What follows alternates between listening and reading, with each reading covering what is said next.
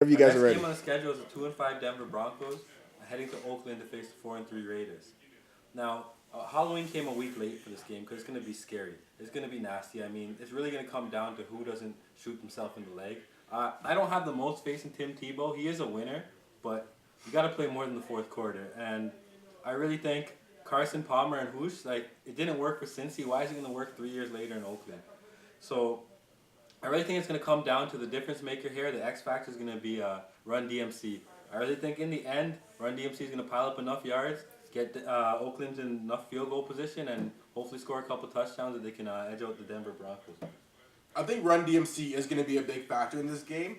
However, John Fox, he's been pretty good against the run throughout the year, so I think he's going to be able to contain him. I do think the Tebow magic is going to appear in the end, and that the Denver Broncos are going to find a way to pull it out. Mainly because I don't really like Oakland's quarterback situation going into this week. Carson Palmer is still fairly new, and on top of that, you throw in a new receiver. I don't think they're going to be able to move the ball out well. Not to say Denver is an offensive juggernaut by any stretch of the imagination, but I do believe in the Tebow magic, so I like Denver in this game. I'm going to go with Oakland. It was on a coin flip, but I really do think Tebow's not going to do enough early, and I think Oakland will build up a little bit of lead, and hopefully they can hold on to it. All right, the next game on the schedule is the 5-2 Cincinnati Bengals up against the 4-3 Tennessee Titans. Now, Cincinnati has surprised everyone. They knocked me out week 1 when I picked Cleveland on the survivor pool. I'm still mad about it. And Andy Dalton has been a lot better than anyone's expected. AJ Green has been a phenom. But I really think Tennessee's ready for Cincinnati. The defense is stout over in Tennessee. Chris Johnson hasn't been amazing this year, but he's done enough. And Matt Hasselbeck's revitalized his career, really. He's not a star, but he's moving the ball and he's keeping his team winning. So I really think Tennessee's going to go ahead and take this game here. This game was a coin flip for me. I like what Andy Dalton's done so far. I like Marvin Lewis keeping the team together in Cincinnati. I think he's done a pretty good job at getting them to 5-2. With Tennessee, on the other hand, the running game has gone south for by all stretches of the imagination.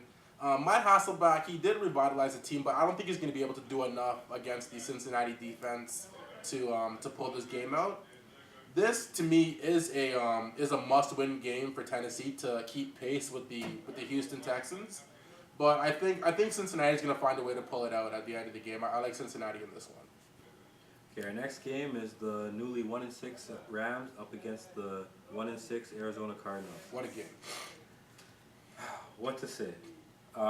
We don't know if either starting quarterback is going to start. It doesn't matter. I think Bradford could be the X factor here. Really, does Bradford get out of the walking boot and play? Brandon Lord is way superior to any receiver that Bradford had a chance to play with this year. And I think Arizona's pass defense is horrendous, and I think even A.J. Feely probably can tear them up. So it's going to come down to either Brandon Lloyd versus Larry Fitz, and while I think Larry Fitz wins that any day in a one-on-one, I think St. Louis is going to ride the wave of beating the Saints and come here and shock Arizona. Okay. I don't think it's going to be too much of a shocker. I think the best player on the Cardinals is Larry Fitzgerald, and the best player on the Rams is Steven Jackson. Those are going to be the two X factors. I like Steven Jackson to get the run game going with or without Sam Bradford. I think St. Louis can go in there and win this game. I don't think Arizona's defense has enough to hold it together, and I think they're going to get exposed, and this may be Ken Whisenhunt's last season. I like Ken. Hopefully not last for Ken. But next game is the 5-2 New York Giants versus the 5-2 Patriots. Now, this is a major game for Eli because we all know what Eli's comments in the regular season before the season started. He said he was an elite quarterback, and if you're elite, Eli, prove it. Because honestly, the Patriots defense is not the greatest defense out there. It's barely half decent. So if you're elite, put up points. I want at least 30.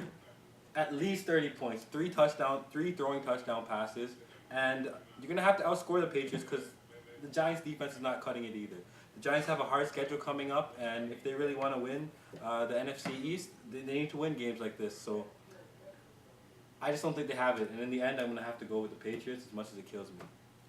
I'm going to have to agree with you. I do think that this is a time for Eli Manning to come out and prove that he can keep up with Tom Brady. He can keep up with Drew Brees. He can keep up with Aaron Rodgers. If he wants to be one of the elite quarterbacks in the league, this is one of the games that he's going to have to win. I do like the Giants, but I don't think they're going to be able to outscore the Patriots in this type of matchup, like you were mentioning earlier. I think Tom Brady finds a way to get it done, and I think New England secures And, its. and really, I think last week Pittsburgh laid the blueprint to beat New England, and the Giants they just can't follow it. They don't have the guys in the secondary to play that kind of loose defense, to play that man-on-man coverage. They're gonna get burned. So it's gonna be Also, New I'm not sure about the numbers, but Tom Brady after a loss, it, he doesn't really lose twice in a row. It's 20-5 or something along those lines. It's pretty good. Tom Brady doesn't really lose twice in a row. So I like New England to bounce back and take care of business in this game. Next game on the schedule is the Green Bay Packers going down to San Diego to take on the San Diego Chargers. This game, I think it's going to be very offensive, this game. I do like Aaron Rodgers. I think that they're going to be able to move the ball well against the San Diego defense, which has been kind of shaky this year. Also, the other issue I'm having with San Diego right now, I think something is wrong with Philip Rivers. I don't think he's I don't think he's really in his zone right now. Maybe it was the effect of the lockout, or I'm not too sure what's going on with Philip Rivers, but I think Aaron Rodgers is the better quarterback, and Green Bay is the better team, and it's going to prove this week. I think this game, not quite a shootout, but I think there's going to be a lot of points here scored. I think it's really going to come down to who has the more developed passing game and who can pass more consistently. I think the edge has to go to Green Bay in that respect. Aaron Rodgers has been lights out all year, but I really think San Diego has something to prove in this game. I think they do believe they're for real. I think they're getting a bit of undue hate because Philip Rivers isn't putting up the numbers, ungodly numbers he normally does. But the team is winning. They're still 6-2. I really do think they have a lot of things going well for them. Gates didn't play the first half of the year, and I think if they get the offense back in picture, they can really make this a game. But I think at the end of the day, Green Bay's defense is a little bit too solid, and they're just too well built right now. And I think they go 8-0. You have Green Bay going 16-0 for the season? What do you think? Someone's gonna beat them. Okay. Someone's gonna beat them. At some point. I really to sustain that. I think it's better for them if they actually lose one. I mean, take one off and try to get another Super Bowl. Definitely.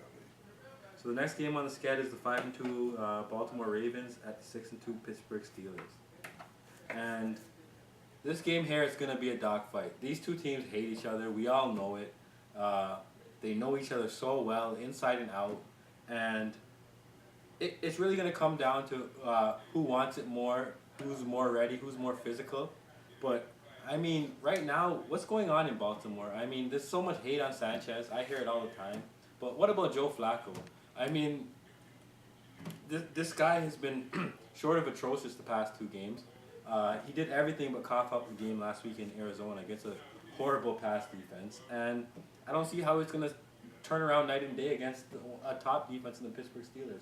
I think the Steelers are going to feast on Flacco's mistakes, and I think they can actually make this game a little bit silly. Why I think this game is going to be closer than a lot of people think. I don't think Pittsburgh offense, I think they're slightly overrated, in all honesty. I think that Ray Lewis and Terrell Suggs are going to come out, and Ed Reed definitely, they're going to come out with the attitude like this is going to be a dogfight. I think that the Ravens defense is going to take the onus on them to win the game. But in the end, I think that the Pittsburgh defense is going to prevail, and the Baltimore is not going to really be able to move the ball too well. I like Pittsburgh to win this game and to eventually win that division. All right, and our last game on the schedule is the Monday Nighter, the 4-3 Chicago Bears at the 3-4 Philadelphia Eagles. Now, where do we go with this game? This game is big. The Eagles, many have them as the second best team in the NFC, and I'm one of them. I can't disagree. I think they're on paper, and what we've seen the past couple weeks, they've been dominant. But I really think the Bears aren't getting enough love. I mean, coming out of the bye, I really think the defense is going to have a plan for Mike Vick, and it's really going to come down to Mike Vick being patient and trusting what he sees. If Mike Vick is able to sit back in the pocket and wait and find his receivers, I think he's going to have a good day. But if he plays erratic and is really trying to run the ball, I think it's going to play into Chicago's hands.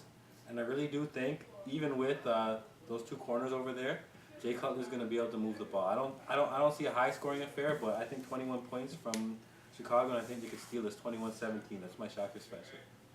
Alright, I'm going to have to disagree with you on this one. I don't think Chicago has the weapons on offense to move the ball against the Philadelphia defense.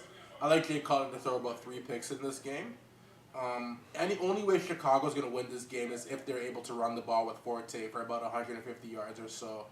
And I don't think Juan Castillo and the Philadelphia defense are going to let that happen after everything that's been transpiring so far this season. The Chicago defense is good. They are good. I'm not quite sold on them being one of the elite defenses in the league. They're definitely susceptible. They've given up a few points. They're known to give up some points, and I think this game, it goes perfectly into the Eagles' hands. The Eagles in prime time have proven that they're too much for whoever they face, and I like Philadelphia in a potential blowout this week. So, yep, those are the Week 9 games. We're gonna come back. Hope you guys enjoyed that. If there's anything you want to hear us talk about, please let us know. Comment on the videos and subscribe, and we'll see you next week. All right, peace.